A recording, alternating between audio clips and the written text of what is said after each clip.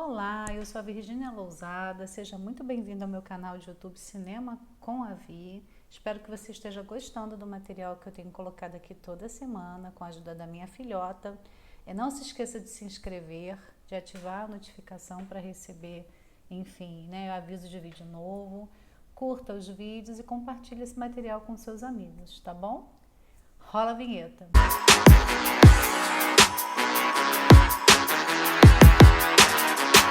Então, o vídeo dessa semana foi uma sugestão da minha irmã, da Júnia, e a lista foi pensada com a seguinte provocação: filmes que foram feitos para pensar. Então, como vocês já estão acostumados, nós temos uma lista de 5 filmes e mais uma menção honrosa, tá bom?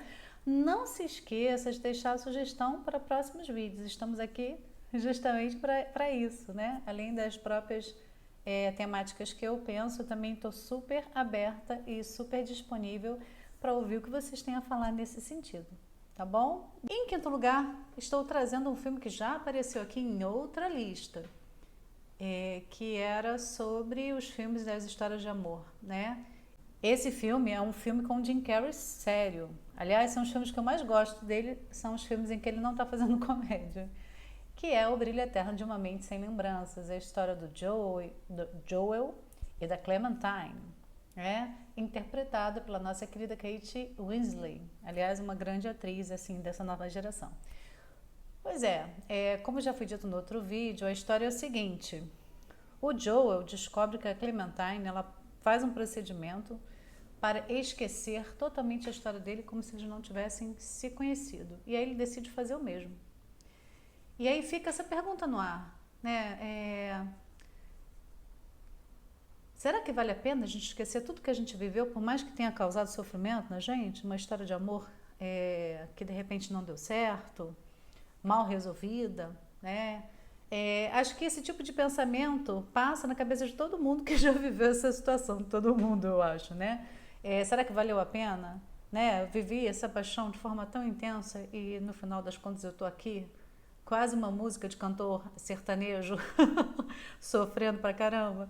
Enfim, é um filme muito interessante, muito lindo. Temos as estações do ano, o tempo em que o relacionamento vai acontecendo. Temos os cabelos de Clementine, que são super coloridos e que vão dando pra gente uma ideia de como ela está se sentindo e como ela está vivendo aquela história de amor. E temos um final surpreendente, em que eles encontram as fitas cassetes, que todas as pessoas que passam pelo procedimento gravam na clínica, e eles acabam escutando os próprios áudios, que eles gravaram, e no final das contas eles meio que decidem tentar de novo. É um filme lindo, lindo, lindo, lindo, e fica essa questão aí para pensarmos, né? Será que vale a pena? Vamos esquecer? Vamos fingir que nada aconteceu? Ou vamos viver essa história, inclusive o luto, que faz parte do término da história? Então, altamente filosófico, né? Então, em quinto lugar, Brilho Eterno de uma Mente Sem Lembranças. Em quarto lugar, tem um dos filmes que eu mais gosto. Além do filme ser belíssimo e ter uma fotografia incrível, ele tem uma trilha sonora feita pelo Ed Vedder, o vocalista do Pearl Jam, que aliás eu tenho um crush nele, porque não tem como não amar aquele homem, né? Além de lindo, maravilhoso, ainda tem aquela voz rouca incrível. Isso mesmo que você está pensando. Estou falando de um filme dirigido por Sean Penn, nosso querido ator Sean Penn, que é Na Natureza Selvagem. É a história de Alexander Supertramp. Foi inspirada numa história verídica do Christopher McCandless, que é um cara, que era filho de uma família abastada que decide viajar e vai para o Alasca e decide se afastar de todo mundo. É um filme muito legal, muito triste, muito pesado, porque ele encarna a solidão como companheira dele, e ele faz uma crítica social, essa sociedade do consumo, essas relações, ele tem uma relação bastante complicada com a família dele, enfim. E ele vai conhecendo algumas pessoas ao longo dessa jornada que poderiam se tornar amigas ou pessoas próximas a ele, e que ele decide continuar na sua jornada solitária. Ele não investe nessas relações, embora ele tenha gostado dessas pessoas. E aí o filme termina de uma maneira super triste, e como eu já disse no início aqui, é uma história verídica. Ele acaba se envenenando e morre sozinho. né, dentro de um ônibus abandonado que ele acaba elegendo como moradia dele.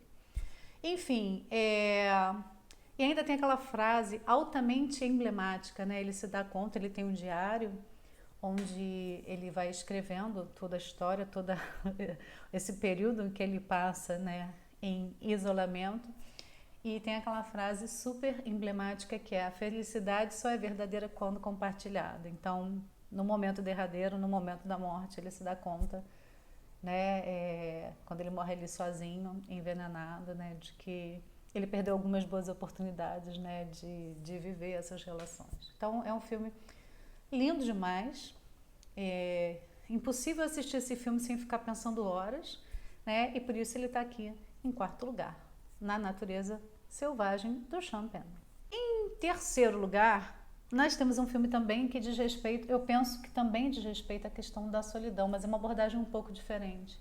E é um filme mais recente, de 2020, né, da chinesa Chloe Zhao, que é o Nomadland, altamente badalado, ganhou o Oscar de melhor filme de direção e de atriz para Frances McDormand, terceiro Oscar dela. Ela é incrível, né? Ganhou o primeiro Oscar com Fargo e o segundo com 3 Anúncios para um Crime. E eu acho que é 3 Anúncios para um Crime ou 3 Anúncios de um Crime. Me perdoe se eu tiver. Mas enfim, o filme é incrível, né? Esses 3 filmes são maravilhosos. E por que eu digo que a solidão é uma temática, né, que também diz respeito a esse filme, embora seja uma abordagem diferente? Nós temos a Fern, que é a personagem vivida pela Frances, que está vivendo no período de grande recessão. Ela é viúva, então, né, ela acaba perdendo tudo e ela se torna nômade. Ela começa a viajar pelos Estados Unidos em busca de empregos temporários. Então ela tem tipo um mini motorhome, né? Ela tem tipo uma moradia no carro dela e ela fica encontrando com outras pessoas que são nômades também pelos Estados Unidos. Por que eu digo que tem uma coisa de solidão aí? Porque ao longo do filme ela vai, né, por exemplo, ela vai encontrando pessoas da família, ela conhece uma pessoa, um cara, e o cara tem interesse nela, e ela chega aí à casa, né, da família dele para ficar um tempo lá, porque ele convida. Então, ela, da mesma forma como o Alexander Supertramp lá do Na Natureza Selvagem, ela também surgem algumas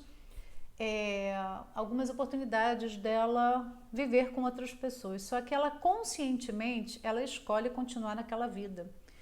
E eu vejo da seguinte maneira: ela não se adapta mais a essa vida morando numa casa, ela se acostumou àquele estilo de vida. Eu vejo que é um pouco diferente porque o Alexander Supertramp, quando ele, infelizmente, ele acaba se envenenando, ele fica mal e fica lá, caramba, né, a felicidade só é legal quando é compartilhada. E a Fern não, ela segue conscientemente sozinha.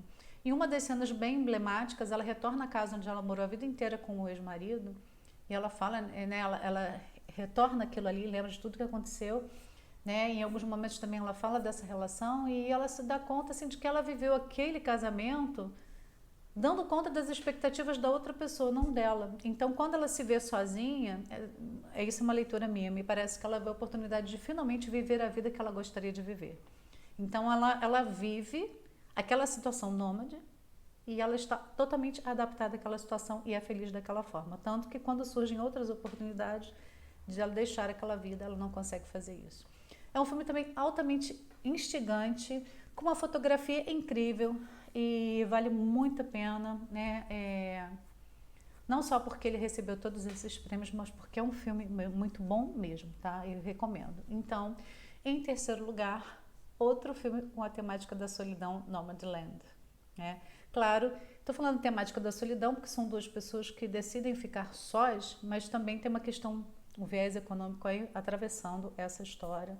Tanto a história do Alexander, que é o cara que era filho da família rica, que se forma na universidade, quanto a história da Fern, que se obriga a morar de forma nômade, né, no carro, porque não tem condições, né, de se sustentar de outra forma, até porque ela vive buscando empregos, bicos, empregos temporários. Ela não consegue firmar o emprego em algum lugar. Em segundo lugar, nós temos um filme que eu vi há muitos anos na minha juventude. É um filme que eu gosto bastante, que é o Mera Coincidência. Por que eu gosto desse filme? A história é a seguinte: o presidente dos Estados Unidos está envolvido num escândalo sexual. Isso te lembra alguma coisa? Pois é. E então, né, a equipe dele contrata um produtor de Hollywood para poder limpar a barra dele. Porque os políticos, né, eles também vivem dessa questão da imagem, né? E esse produtor, inclusive, é brilhantemente interpretado pelo Dustin Hoffman, que é um dos meus atores preferidos. E esse cara, ele cria todo um esquema para desviar a atenção do escândalo sexual.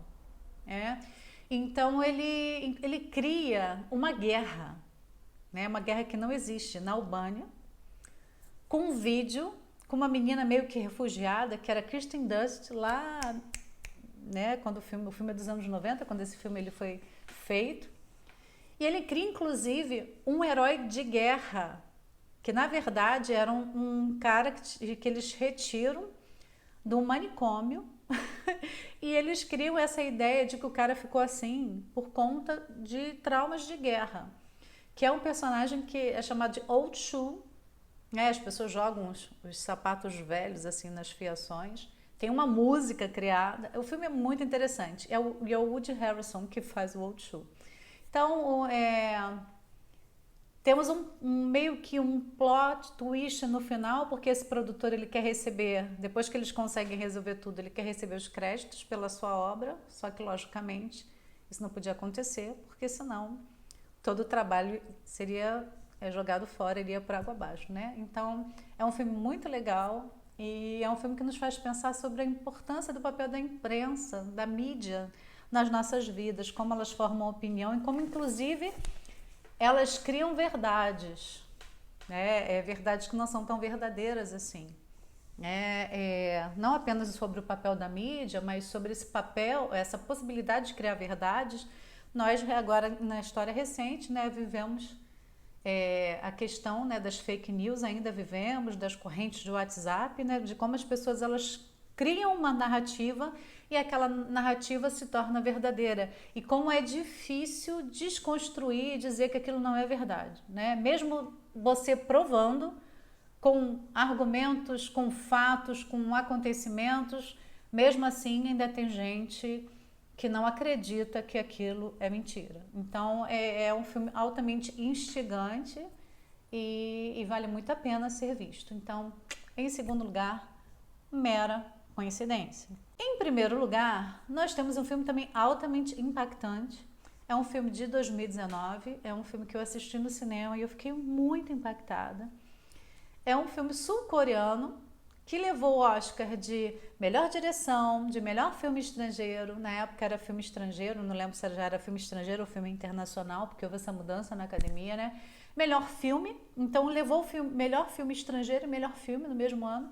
E roteiro original, que é o filme chamado, isso mesmo, Parasita. É um filme altamente interessante porque é a história de uma família paupérrima que vive como dá. E aí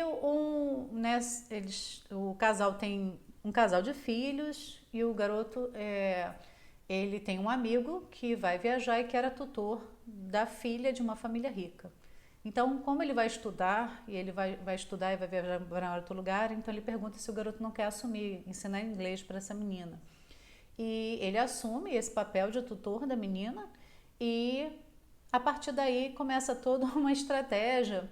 Eles são espertalhões, né? No início do filme a gente pensa dessa forma, em que eles, né, um por um, cada um deles, né, tanto a filha, a irmã, que no caso vai cuidar do filho mais novo do casal, rico, quanto a mulher que acaba sendo empregada da casa e, por último, o pai que acaba se tornando o motorista da família. Acho que eu falei na ordem certa, tá?